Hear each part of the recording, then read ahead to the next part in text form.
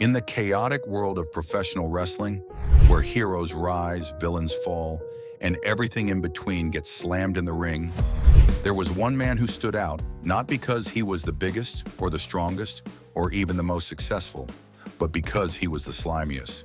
His name is Harvey Wippleman. Most fans remember him as the scrawny, cigar-chomping loudmouth with the annoying voice and ridiculous suits. But behind that quirky persona was a man who stirred up more controversy than people realize. This is the dark, twisted, and surprisingly real tale of Harvey Wippleman's biggest controversies and problems. If you'd met Bruno Lauer in 1979, you probably wouldn't have paid much attention. He was a wiry, talk-fast 14-year-old from Walls, Mississippi, with just enough pocket change for a Coke and a slice of gas station pizza. One muggy summer evening, a traveling carnival rolled through town, pitching its tents on a patch of cracked blacktop outside the county fairgrounds. Most kids showed up for the rides. Bruno wandered over to the wrestling ring. After the final match, the boss shouted, "Who'll help us pack this ring?" "I'll pay $2 and feed you." Bruno jumped at the chance. He rolled up ropes, stacked boards, and listened to the wrestlers swap wild road stories. The locker room felt crazy and alive, like a cartoon come to life. Right there, he decided, "I'm coming back tomorrow." And the next day too. Soon the crew counted on him for every odd job. Sweep the ring, sell tickets, hold jackets. A big veteran named Guido Mongol noticed the kids' hustle and said, "If you really want to stick around, learn to make the crowd hate you." Guido handed Bruno thick black rim glasses, a cheap lab coat, and a silly new name, Dr. Leonard Spazinski. The job? Stand ringside, run your mouth, and look like someone the fans wanted to punch. Bruno loved it. He couldn't take wrestling bumps yet, but he could sure holler. By the early 1980s, Memphis had become his playground. Memphis wrestling was huge, cheap tickets, loud crowds, live TV every week. One slow night in a motel room, Bruno heard a TV detective called Downtown Brown. The name stuck. He cut off Brown, kept Downtown, and the next Friday strolled into the arena saying, "Call me Downtown Bruno." Out went the lab coat, in came a loud neon suit and a voice even louder. Memphis fans ate it up. Bruno was just 5'7" and thin as a rake, so the giant wrestlers he managed looked scarier standing beside him. He bragged, cheated, and screamed at heroes like Jerry the King Lawler and young Jeff Jarrett. In real life, he also drove the ring truck, set up lights, and made sure the rest of the crew got paid. If somebody's flight ran late, he'd stall the match with a rant on the microphone until the missing star ran in. That mix of hard work and big talk kept him on every promoter's good side. By the late 1980s, local wrestling was falling apart. Cable TV and big paychecks were pulling wrestlers to the national stage. Some Memphis old-timers tried to hang on, but Bruno could tell change was coming. One day, while he was selling tickets, Sid Udy whispered, "Vince McMahon needs new managers. Give me your phone number." Bruno liked Memphis. It felt safe. But Jerry Lawler actually fired Bruno, so the kid would have no choice but to chase the bigger opportunity. Bruno stuffed 3 suits, 2 clip-on ties, and a cranky alarm clock into a small suitcase and flew north. The World Wrestling Federation gave him a fresh ring name, Harvey Wippleman, the kind of name that sounds like the neighbor who steals your newspaper. Perfect. On his very first night on national TV, he dashed out behind Sid Justice, pointed a scolding finger at Hulk Hogan, and viewers across America yelled, "Who's that little loudmouth?" Harvey just smiled. Job done. In the years that followed, Harvey gathered strange new clients the way some people collect old porcelain dolls. And of course, there were a lot of controversies too. Let's start with one of the most uncomfortable storylines Harvey Wippleman was involved in, his treatment of Kamala in 1992. Kamala was billed as the Ugandan giant, a tribal monster character, barefoot and wide-eyed, who seemingly didn't understand civilization. It was a gimmick rooted in the 1980s idea of scary foreigners, and by the 90s it was already dated. But Harvey Wippleman, he doubled down on it. He didn't just manage Kamala, he abused him on screen. In weekly segments, Harvey and Kamala's masked handler, Kim Chi, would physically and verbally berate the big man. Wippleman slapped him, yelled at him like a disobedient dog, and demanded he act more vicious. And Kamala in storyline was confused and scared. It all came to a head when Kamala lost to The Undertaker in a casket match at Survivor Series. It's important to note, even back then, fans were uncomfortable with this storyline. Kamala's gimmick already played into racial stereotypes, and Whippleman's role as an abusive, condescending manager felt more disturbing than entertaining. Eventually, Slick, another manager, saved Kamala and tried to civilize him, turning the storyline into a redemption arc. But the damage had been done. But if you think that's bad, let's talk about WrestleMania IX. It was 1993 and Harvey had moved on from Kamala to an even more cartoonish villain, Giant González. Standing at a legit 8 feet tall and wearing an airbrushed bodysuit that made him look like a naked Yeti, González was Whippleman's ultimate weapon against The Undertaker. But how do you stop The Undertaker, a man who was undefeated at WrestleMania? Harvey Wippleman had an answer: chloroform. Yes, in front of 16,000 fans and millions watching at home, Harvey handed his client a rag soaked in chloroform. González smothered The Undertaker with it, knocking him out cold. The match was called off. González lost by disqualification, but Wippleman was ecstatic. It was a move that made headlines for all the wrong reasons. Fans weren't cheering, they were confused. A drugging spot in a match? It felt more like a Law and Order episode than a wrestling match. Even though the story continued with a rematch at SummerSlam, the damage had been done. To this day, that match is considered one of the worst WrestleMania moments ever. And guess who the fans remember as the mastermind behind it all? Harvey Wippleman. Fast forward a few years, and Wippleman found himself involved in what may be the most absurd booking decision of the entire Attitude Era. In January 2000, during a period where WWE was pushing boundaries and often pushing good taste, Wippleman returned to TV in disguise. Dressed as a woman, wig, makeup and all, he entered a ridiculous match called a Lumberjill Snow Bunny match against the Cat. The ring was filled with fake snow, surrounded by female wrestlers, and somehow, someway, Wippleman won. Under the character name Hervina, Harvey Whippleman became the first and only man to ever hold the WWF Women's Championship. It was played for laughs. The idea was to get a cheap pop from the crowd. But there were a few problems. First, the women's division at that time was already being treated like a sideshow. Matches were short, characters were over-sexualized, and this felt like the final insult. Fans and critics alike saw it for what it was: a complete mockery of women's wrestling. The following night, Jacqueline destroyed Wippleman in under a minute and took the title back. But the stain on the title's legacy remained. To this day, WWE's official history lists Wippleman, under the name Hervina, as a former women's champion. And while Wippleman himself has laughed it off in interviews, there's no doubt this victory became one of his most controversial moments ever.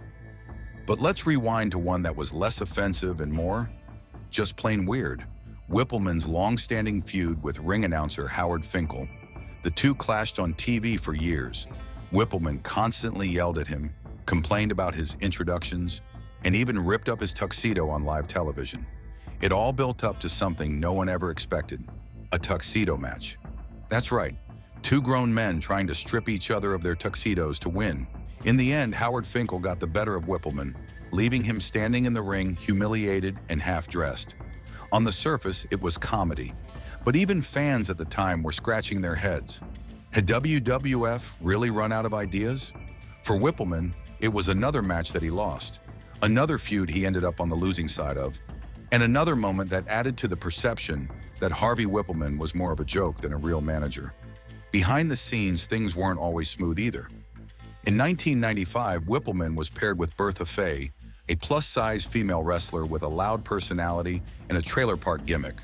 On screen, they were lovers. Wippleman sang her entrance theme. He doted on her. And at SummerSlam, Bertha beat Alundra Blaze to become WWF Women's Champion, with Harvey in her corner. But backstage, it was a different story. Reports from the time suggest that Wippleman and Bertha Faye, real name Rhonda Singh, did not get along at all. They clashed over promos, storylines, and everything in between. It didn't take long for the storyline to be cut short. Bertha lost the title and was released shortly after. Harvey stayed with the company, but the incident only added fuel to rumors that he was difficult to work with when things didn't go his way. Now let's talk about the elephant in the room, Harvey Wippleman's actual track record as a manager. It wasn't great.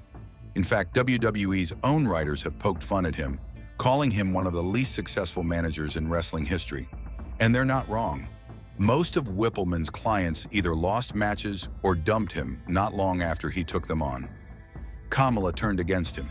Adam Bomb fired him. Giant González chokeslammed him. Even his tag team clients like Well Done barely made a dent in the tag division. His only title win as a manager, outside of his own women's championship stunt, was Bertha Faye's short-lived reign. And that was mired in real-life conflict. For all his time on camera, Wippleman rarely ever came out on top. And it became a running joke. Wippleman's gimmick wasn't just being annoying, it was being incompetent. He was the manager that every villain eventually got tired of. And yet, somehow, he always found a way to stay relevant, which honestly says something about Bruno Lauer's ability to survive in one of the most brutal industries in the world. But his reputation didn't start in WWE. Back in the Memphis territory days when he was known as Downtown Bruno, Wippleman already had a reputation for being a little too involved. Some wrestlers claimed he tried to insert himself into booking decisions. Others said he carried himself like a boss, even when he wasn't. He was Jerry Lawler's guy, and that protected him, but it also made enemies. Guys in the locker room didn't always take kindly to someone they felt was trying to climb the ladder by being pushy. To his credit, Bruno worked his tail off. He ran ring crews. He did whatever needed doing, but he wasn't universally liked. And those early experiences shaped the perception of Wippleman even after he moved to the national stage. So what does it all add up to? A guy who never quite fit in as a serious manager, but also never really went away. Harvey Wippleman may have been the butt of jokes, the target of feuds, and the loser in most matches. But he stuck around. He lasted longer than most of the guys he managed. He outlived gimmicks, eras, and locker room changes. And behind the scenes, he became one of WWE's most trusted hands. Bruno Lauer transitioned from on-screen pest to backstage problem solver. He ran errands, coordinated props, managed talent. If a trash can was needed ringside, he probably found it. And that loyalty didn't go unnoticed. In fact, Dwayne "The Rock" Johnson has publicly thanked Bruno Lauer for helping him early in his career. When The Rock had nothing, Lauer gave him a place to stay, a couch, a warm meal, and some much-needed guidance. Years later, when The Rock became one of the biggest stars in Hollywood, he called Bruno the real GOAT. That's the thing about Harvey Wippleman. On TV, he was a joke. In the ring, he lost more than he won. But off camera, he was respected, reliable, and deeply loyal. His controversies, both real and fictional, paint the picture of a man who wasn't afraid to get dirty, literally and figuratively. Whether he was dressed in drag, getting chokeslammed by giants, or being stripped by Howard Finkele, Harvey Wippleman always showed up.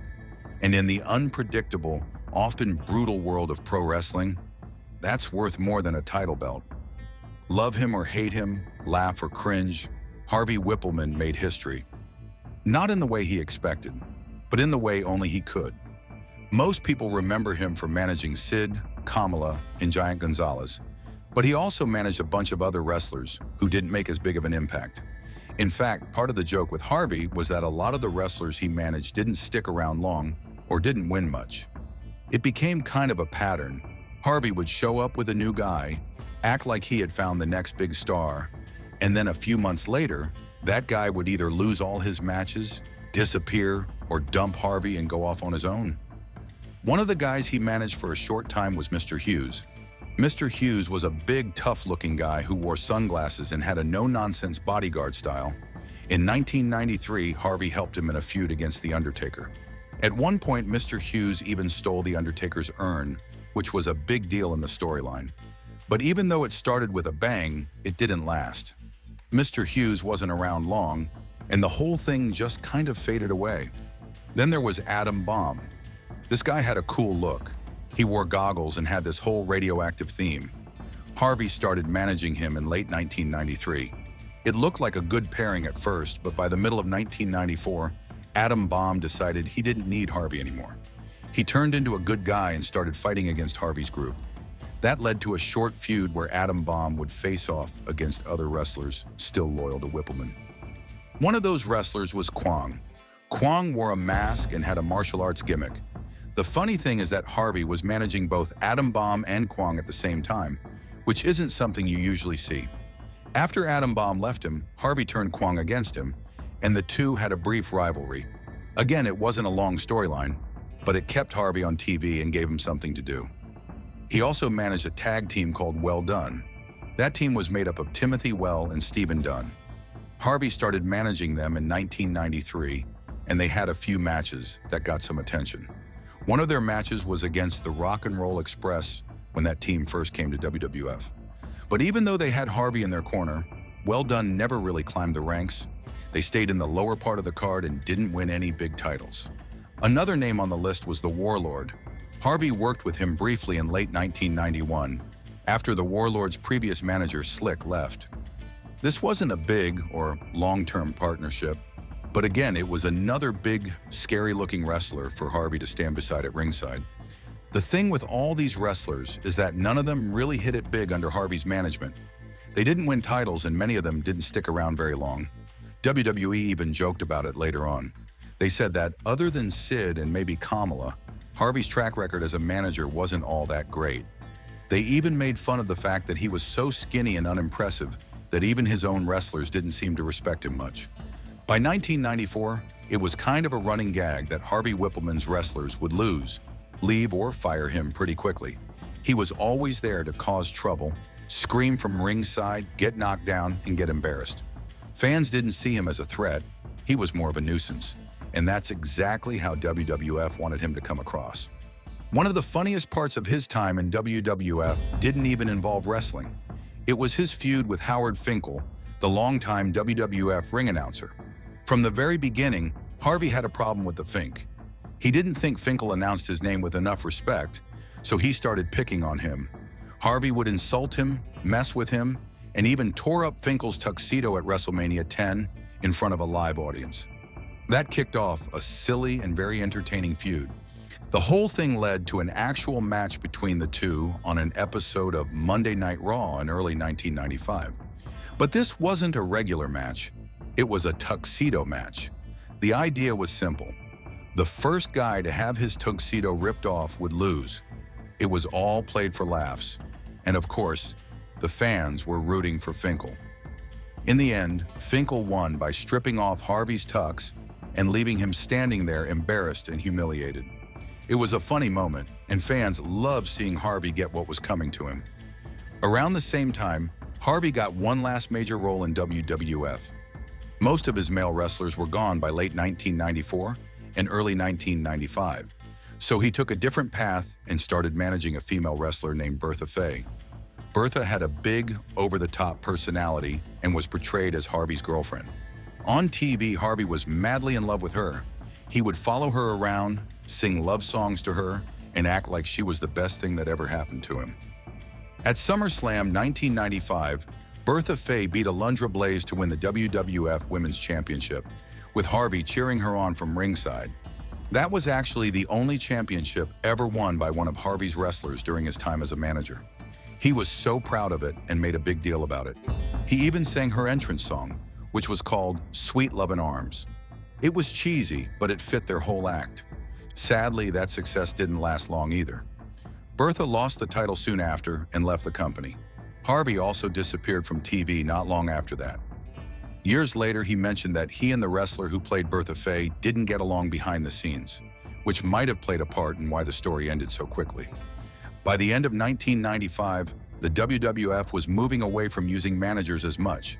The role was starting to fade, and Harvey Wippleman's loud ringside troublemaker character didn't have as much of a place anymore. So his time as a manager pretty much came to an end. Even though his wrestlers didn't win many titles and most of them didn't become big stars, Harvey Wippleman still made a mark. He was always involved in something. He kept things lively, brought some laughs, and gave fans someone to boo.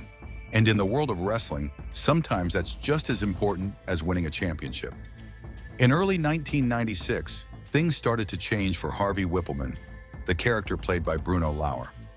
He had been known for years as a manager who helped the bad guys win matches. But that year, the WWF gave him a new role. He began appearing on TV complaining about how bad the referees were doing their jobs. It was all part of the storyline, of course, but it set up a funny moment. WWF President Gorilla Monsoon decided to punish Wippleman by making him a referee himself. So instead of yelling at referees, he had to become one. Throughout 1996 and 1997, Wippleman showed up every now and then on shows like Raw and WWF Superstars, wearing the black and white striped shirt.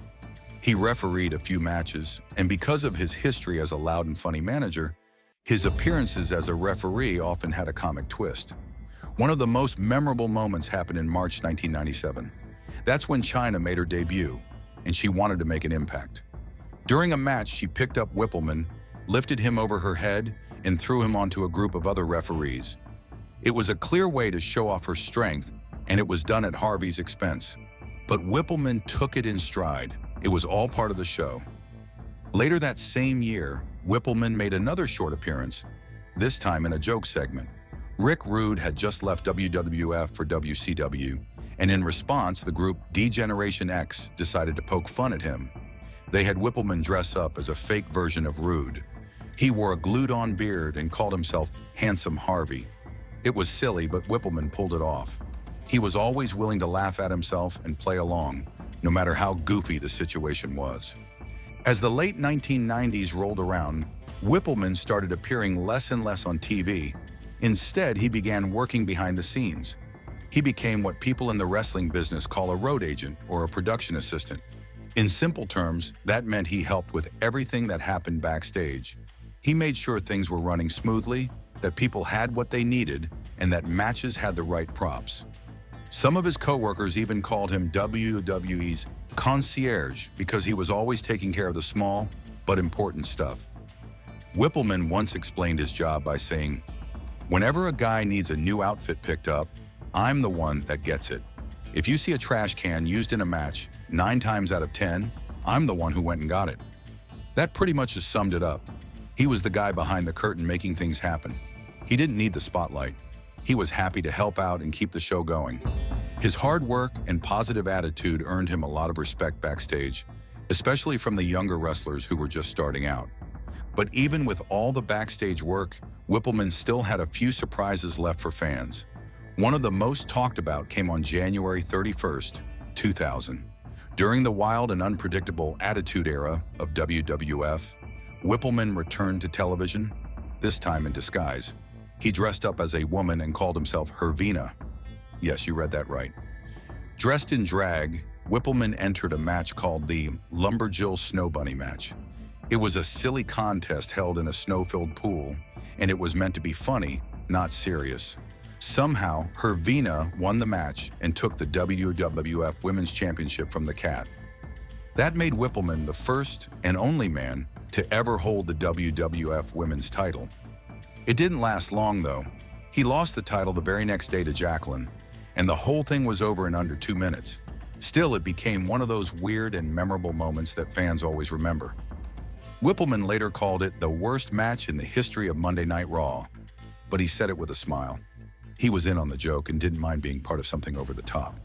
After that, Wippleman mostly stayed off camera. But he never left the company. He continued to work behind the scenes, helping out at TV tapings and pay-per-view events. He took care of the travel arrangements, props, and other small details that helped keep WWE running. In interviews, he said he was proud to be the guy who got the impossible done, and the people he worked with appreciated that. He wasn't flashy, but he was reliable. Over time, he became a trusted part of WWE's backstage team.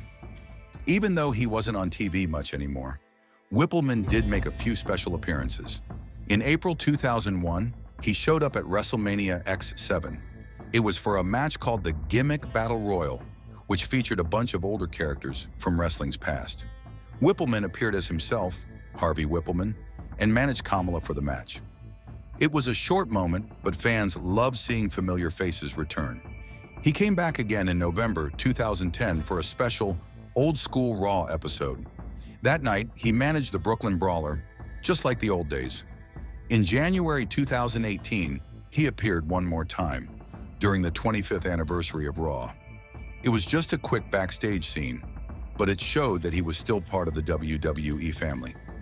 Outside the wrestling ring, Bruno Lauer shared more about his life in his 2008 book, Wrestling with the Truth. The book told stories from his early days in the business all the way through his time with WWF and WWE. It gave fans a look at the real person behind Harvey Wippleman. Then, in 2021, he did something completely different. He was elected to public office in Walls, Mississippi. That's where he's from, and it showed a different side of him. People in his hometown saw him not just as a wrestling figure, but as someone who cared about the community. Through all these years, one thing has stayed the same. Wippleman never really left WWE. He's been with the company since 1991, and over 30 years later, he's still around. He's worked through some of the biggest moments in wrestling history: the Golden Age, the New Generation, the Attitude Era, and beyond. While he may not have been the biggest star, his presence has always been felt in one way or another. Bruno Lauer's story is a reminder that wrestling isn't just about what happens in the ring. It's also about the people behind the scenes, the ones making sure everything goes off without a hitch. Whether he was managing a villain, getting slammed by China, dressing up as Hervina, or picking up a trash can for a match, Wippleman always played his part. He embraced every role with humor and humility, and the wrestling world never forgot that. In a business known for fast changes and short careers, Wippleman's long run is something special. He's not just a character from the past. He's part of WWE's history, woven into the fabric of the company. And after all these years, he's still doing what he's always done, helping the show go on. Now let's talk about his personality. First off, his appearance alone made people roll their eyes. Harvey had this weaselly vibe that was hard to miss. His hair was always slicked back, and he wore these awful suits that either didn't fit right or looked like he got them from a thrift store. He was the kind of guy who would show up in high-water pants, a goofy bow tie, and a smug grin, puffing on a cheap cigar like he thought he was the boss. The commentators on TV didn't hold back either. They would joke about his rat-like features and squinty eyes, calling attention to how small he was compared to the giant wrestlers he managed. That contrast, the little loudmouth next to the big scary guys, made him an easy target for fans, which just made them hate him more. And that's exactly what WWF wanted. But it wasn't just his looks.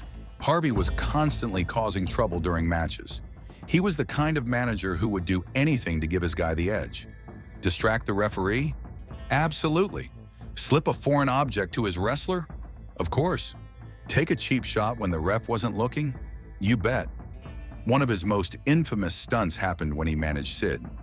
After Sid had destroyed an opponent, Wippleman would slap a "Call 911" sign on the stretcher as the poor guy was being wheeled out, only for Sid to come back and flip the whole thing over. It was brutal, but it added to the story of how dangerous Sid was, and Harvey played that up. Then there was the time Wippleman was managing Giant González in a feud with The Undertaker. That storyline included one of the most notorious moments in wrestling history. Harvey handed González a chloroform-soaked rag during the match so he could knock out The Undertaker. It wasn't subtle, but it was effective, and it cemented Harvey's role as a manager who would break any rule to win. One thing you could always count on with Wippleman was that he never stayed quiet. Whether he was yelling at fans, arguing with the announcers, or hyping up his wrestler, he had this loud, nasally voice that cut through the crowd noise. It was the kind of voice that made you want to turn the volume down, but in a way, that was his superpower. He was supposed to be annoying. That was his whole job. He made sure people knew he was there, and he never missed a chance to insult the heroes the crowd loved. Even when he wasn't managing anyone in the ring, he found ways to meddle, like when he started criticizing the referees on TV or picked fights with people like announcer Howard Finkele. And while he loved talking tough, Harvey was also the kind of character who always got what was coming to him. That was part of the fun. He could talk all day, but eventually someone would shut him up, usually in a pretty humiliating way. Whether it was getting stripped down to his underwear by Finkele or being picked up and tossed like a rag doll by China, Harvey often found himself on the wrong end of a beatdown, and fans lived for it. They didn't just want him to lose, they wanted to see him embarrassed. It added to the whole image of him being all bark and no bite, a guy who survived by being sneaky and slippery. Some of his feuds were over the top even by wrestling standards. Take his storyline with Kamala, for example. Harvey managed Kamala, but treated him more like a circus act than a person. He talked down to him, yelled at him, and even encouraged Kim Chi to whip him when he wasn't behaving. It got to the point where another manager, Slick, had to step in and rescue Kamala from the abuse.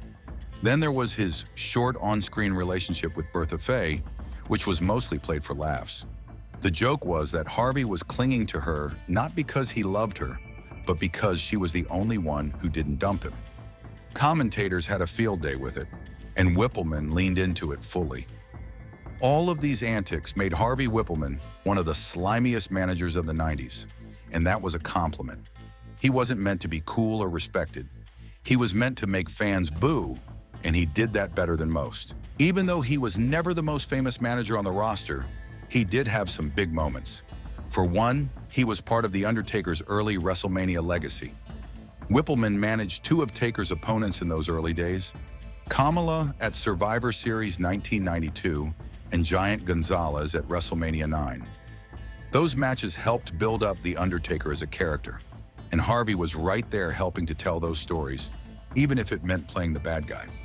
He also managed Sid in the main event of WrestleMania VIII against Hulk Hogan. That's a big deal. Not many managers from that era can say they were in the main event of the biggest show of the year.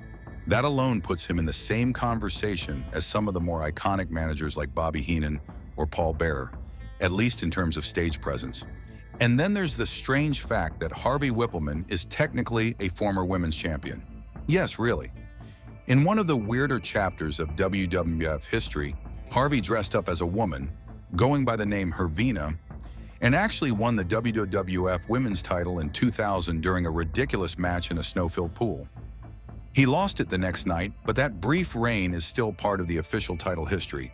It was meant as a joke, and Harvey later admitted it was probably the worst match ever on Raw, but it's still part of his legacy. No one else can say they were the first and only man to win that belt. Behind the scenes, though, Wippleman's biggest impact may have come after his time on camera. Once his days as a manager wound down, he stuck with WWE and became one of the company's most reliable backstage workers. He took care of everything from organizing travel, to picking up props, to making sure the shows ran smoothly. If something needed to be done, he did it. He didn't need credit. He just showed up and got the job done. That earned him a ton of respect from his peers, even if most fans didn't see it. In fact, in 2011, he was honored by the Cauliflower Alley Club for his work in wrestling, a nod to the behind-the-scenes contributions that helped keep the whole operation going. One of the most touching parts of Wippleman's story is his relationship with Dwayne "The Rock" Johnson. Back when The Rock was just getting started in Memphis, he didn't have much. No money, no place to stay. Wippleman let him crash at his place and helped him get on his feet. Years later, The Rock would call Lauer one of the people who helped shape his life, and even referred to him as the GOAT in his autobiography. That kind of loyalty and kindness says a lot about who Bruno really is. In 2021, he was inducted into the Memphis Wrestling Hall of Fame, a nod to where he got his start. It was a reminder that before he was annoying people on national TV, he was grinding it out in local arenas, earning his spot in the business. While Harvey wasn't the biggest or flashiest manager, he still made an impact in his own unique way. To understand where he fit in, it helps to compare him with some of the other managers working around the same time. Bobby the Brain Heenan is often considered the best wrestling manager ever. He was quick-witted, sharp-tongued, and knew exactly how to get under the audience's skin. Heenan managed many of the top stars of the time, guys like Andre the Giant, Ric Flair, and Mr. Perfect. He was almost always part of the biggest storylines and top matches. Fans might have hated him, but they also respected how good he was at what he did. He was smart, funny, and could make a match or segment more entertaining just by being there. When you compare Wippleman to Heenan, there's a clear difference. Harvey never reached that same level of success. He didn't manage as many top stars, and his clients were often mid-card acts or gimmick characters like Giant González or Kamala. While Heenan's group of wrestlers included future Hall of Famers and champions, Harvey's group was more about size and shock value than titles and glory. Also, Hean eventually became one of the most loved announcers in wrestling, thanks to his brilliant commentary skills. Wippleman, on the other hand, stayed in the roles of manager and referee. He never crossed over into commentary or other big spotlight jobs. Still, they did share some things in common. Both were loud, both could be annoying in the best kind of way, and both were willing to look silly if it meant entertaining the crowd. But where Hean often seemed clever and a step ahead, even when his plans failed, Harvey came off as more of a bumbling schemer whose ideas usually blew up in his face. One wrestling writer once described Wippleman as sleazy yet incompetent, and that kind of summed up his on-screen role. If Hean was the slick, smooth-talking villain, Harvey was the smaller, scrappier version, kind of like Hean on a tighter budget. Another big name from the same era was Jimmy Hart, also known as the Mouth of the South. He was loud, dressed in wild, colorful suits, and always had a megaphone in hand. You couldn't miss him. Jimmy Hart managed a ton of champions and top stars, from the Honky Tonk Man to the Hart Foundation to Hulk Hogan when they moved over to WCW. He was everywhere and always seemed to have a big name in his corner. He also wrote theme songs for some wrestlers and was involved in almost every part of the show. His energy was non-stop, and his managing style was flashy and over the top. Wippleman was pretty much the opposite in style. While Jimmy Hart managed several wrestlers at once and was all about energy, Harvey usually focused on one client at a time. He wasn't high energy, he was sneaky. Sneaky in a way that made fans want to see him get what was coming. He would interfere in matches, yell from ringside, and act like a pest. But he didn't bring the same excitement or color that Jimmy Hart did. In terms of success, Hart easily comes out on top. He managed title holders, was involved in major storylines, and eventually got inducted into the Hall of Fame. Harvey only managed one title win, when Bertha Faye briefly held the Women's Championship. Despite those differences, the two did have something in common. They both came from the Memphis wrestling scene. In fact, Harvey got his start thanks to Jerry Lawler, who had been a longtime friend and partner of Jimmy Hart. So even if they went in different directions once they got to the big leagues, their roots were in the same place. And while Jimmy Hart was more successful overall, Wippleman leaned harder into playing the role of the scummy, backstabbing manager who would throw anyone under the bus if it helped him get ahead. Another interesting comparison is with Paul Bearer. Paul Bearer debuted in 1991 as The Undertaker's manager and quickly became one of the most recognizable characters in WWE. With his ghostly face, black suit, and eerie voice, he played the part of a funeral director to perfection. He carried around an urn, claimed it gave Undertaker his power, and was deeply tied to everything about that character. Over the years, Paul Bearer managed other spooky or dark wrestlers like Kane and Mankind, and he was a big part of some of WWE's most important storylines.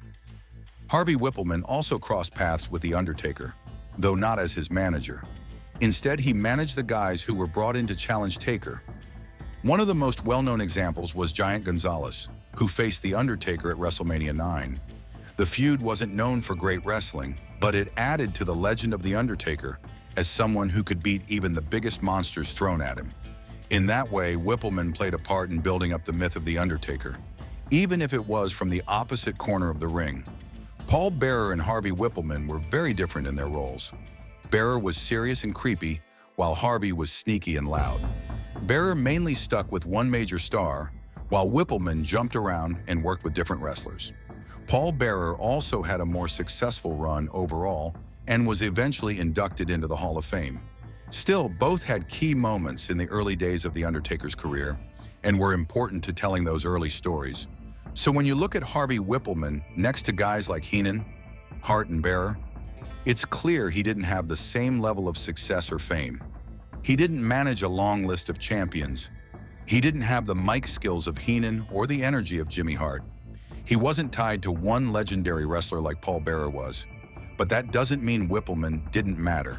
He had a clear role, and he played it well. He was the classic mid-card villain manager. He annoyed the crowd, cheated in matches, and eventually got his comeuppance, usually in a way that made fans cheer. He wasn't meant to be the smartest or strongest.